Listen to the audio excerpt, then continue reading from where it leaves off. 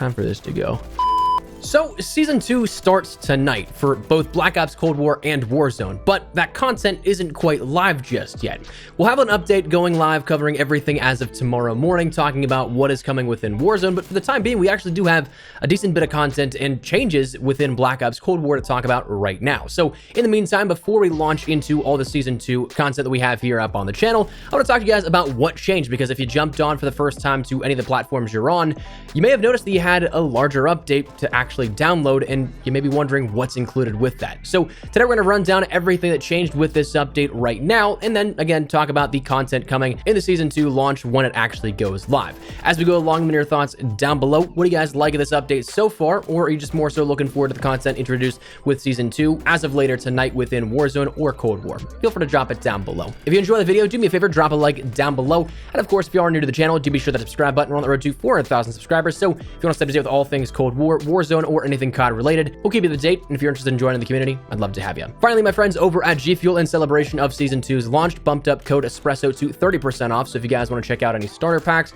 and get a restock on any tubs or anything like that, make sure to use code ESPRESSO, link in the description below. That said, let's jump into the update at hand. So, depending on the platform that you had, you'll have anywhere from a 10 gigabyte update to a 26 gigabyte update overnight, and a lot of this was prep for content that isn't quite live just yet, that being the Season 2 launch content, and that being stuff like the new map of Apocalypse, the Battle Pass, and all 100 tiers that go along with that, the LC-10 as well as the Fara 83, Naga as a new operator, a bunch of store offerings, and all that kind of stuff that will run down in tomorrow morning's full recap of the entire Season 2 of a launch update, including Warzone content, because there's a lot going to be coming over there as well that isn't quite live, and that update isn't out just yet. But for the time being, there is a lot that is actually known about that's actually live right now that are substantial changes made along the way for Black Ops Cold War. So let's jump into those. Let's start out with one of my favorites at first glance. We ended up having in this update a couple of map adjustments and map changes, Cartel being that what I think is the biggest one. It finally had a change that so many people were asking for since the beta.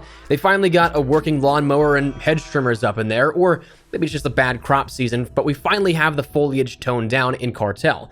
Personally, if there was a strike version of Cartel, I'd love it a ton more, but it's a solid map when you get the right lobby, the flow to your game. But the only thing that really killed it for me was the fact that come mid-map, you could not see a single soul in that foliage unless you had a specific reveal attachment like a flashlight. So it made visibility and it made gunplay a lot less skill and aim dependent, if you ask me, and more so a whack-a-mole situation where if they pop up, you hope you get lucky and can pull off that gunfight. Functionally, I'm still working on seeing how much a difference this will make actually in game, if it's something that actually makes a difference, but it's certainly something to see and is a nice change on paper.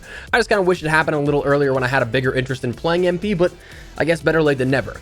That wasn't the only map that got changed though, because we also saw that Crossroads Strike also got changed to where they interestingly moved the P4 hardpoint location to the crates on the frozen lake for what they described as a better gameplay flow. And I'm sure that during Super Week, there's a lot of frustrated pros here at this that have to make an entirely different rotation in the midst of major seasonal play. But we also saw some barriers adjusted, in which it looks like at first glance the head glitch by the mid tank was altered, perhaps so that it makes visibility from that point harder, transforming it more into a cover location rather than a head glitch. But we also saw that the one head glitch barrier was dropped by the supply tent as well.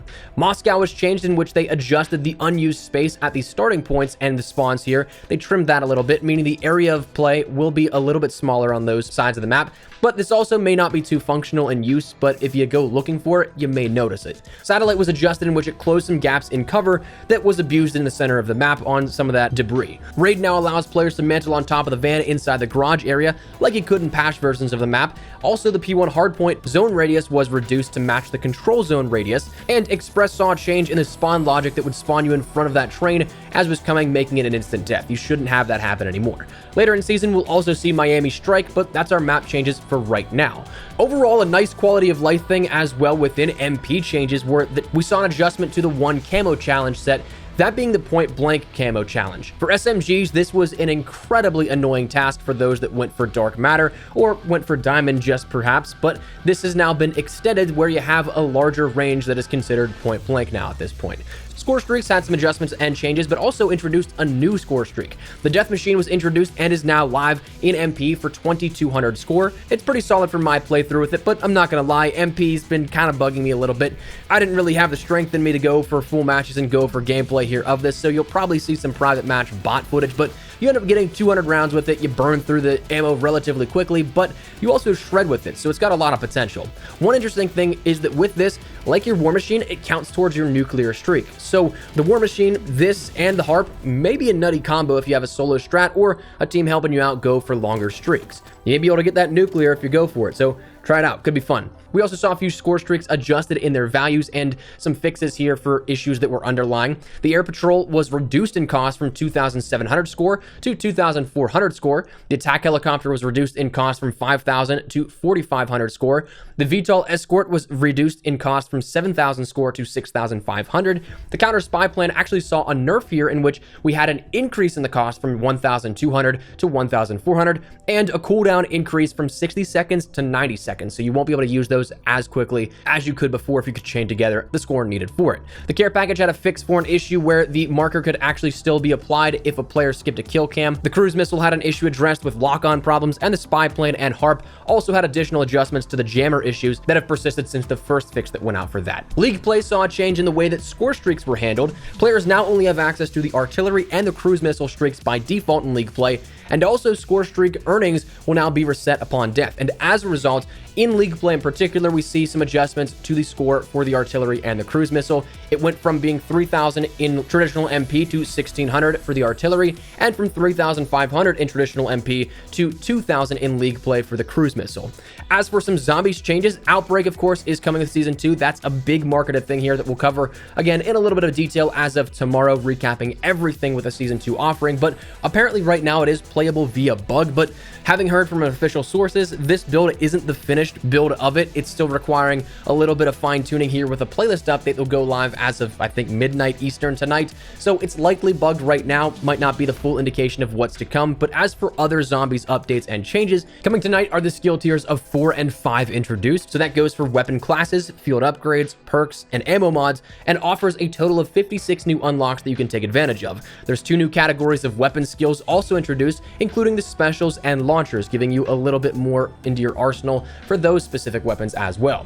There's the new Frenzied Guard field upgrade, which forces all enemies in the area to target a player, activating it for 10 seconds, with armor taking all damage in that time for the player that is targeted. If you end up upgrading this, there are 5 different skill sets again that you can go through here at this, with Tier 1 activating repairs for all armor to go to full. At Tier 2, enemies that you kill will repair armor by 10%. At Tier 3, normal enemies will explode after hitting you. At Tier 4, it increases the duration to 15 seconds of the entire effect, and also at Tier 5, normal enemies are slowed to a walk speed while active. There's also the new Shatter Blast ammo mod that was introduced as well, and then introduced via private matches will be the first person mode for Dead Ops Arcade. So a cool couple of introductions here with this on the zombies front, and if you're still going for things like I am, like Dark Ether, and just trying to wrap that up, these will be some tremendous helps here for you.